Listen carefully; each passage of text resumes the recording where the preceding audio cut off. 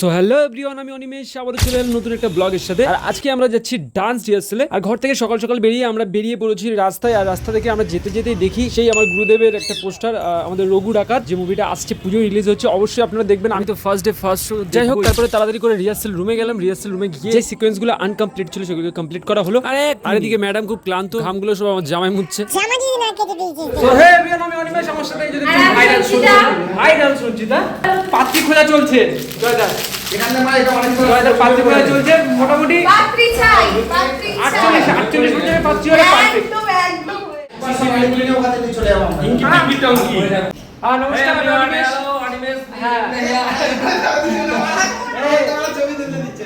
ওই বাবার মুখে দাও, বাবা হলুদ দাঁত আছে। क्या बोला तूने? भाई हलुद दांत আছে এখানে, ভাই হলুদ দাঁত আছে এখানে, ভাই হলুদ দাঁত আছে এখানে। কিস কান্তি? No no no no.